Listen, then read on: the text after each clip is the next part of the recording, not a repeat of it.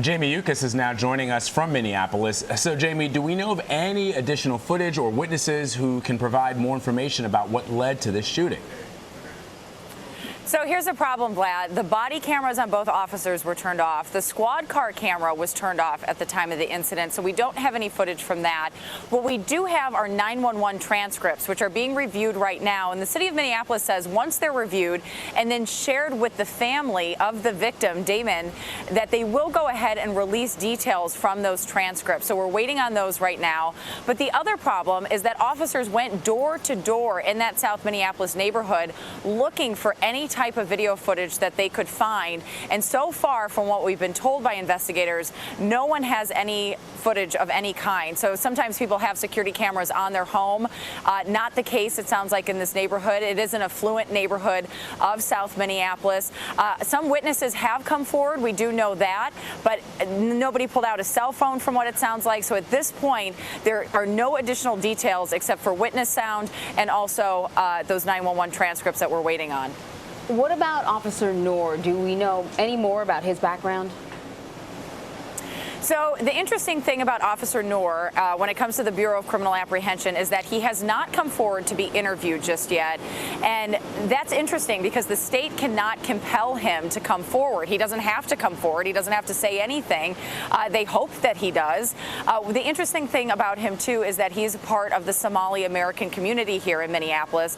When he joined the police department back in 2015, it was very widely celebrated that a Somali American joined the police department. At that point in time, they were having a lot of issues within the Somali American community, being very distrustful of law enforcement. Of course, this is a community in Minneapolis that has been targeted heavily by ISIS recruiters, and so they really needed to bridge that gap and have law enforcement be more active within a lot of these communities. So when he got hired onto the department, everybody celebrated. We talked to a number of young people who said he was really a mentor within the community. He showed up at a lot of soccer games with youth, talked to them about potentially joining the police department themselves and getting involved in the community, being positive and active. So in that sense, we know that about him. We also know that he does have a son, from what we've been told by a number of people within the Somali American community. So he's a dad.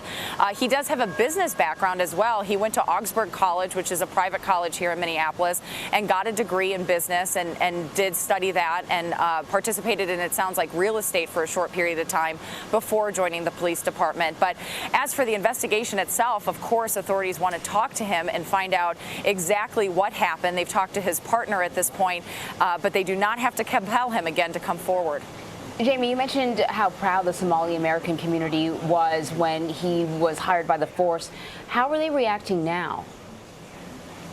You know, Anne-Marie, they're very scared. I have to tell you, this is a community that has faced a lot of backlash over a number of years here in Minneapolis, especially they were targeted initially by the terror group Al-Shabaab. A number of youth from the community here went over to Somalia and joined that terrorist group. Then when ISIS started to form, a number of people were recruited again here in Minneapolis and went over to fight for ISIS in a number of countries overseas. They got training in Syria. There have been terror trials here, so there's a lot of skepticism around the community, a lot of people fearful of Somali Americans. So there's been a lot, a lot of programs that have come out where they really try to debunk the fact that Somali Americans are all joining ISIS.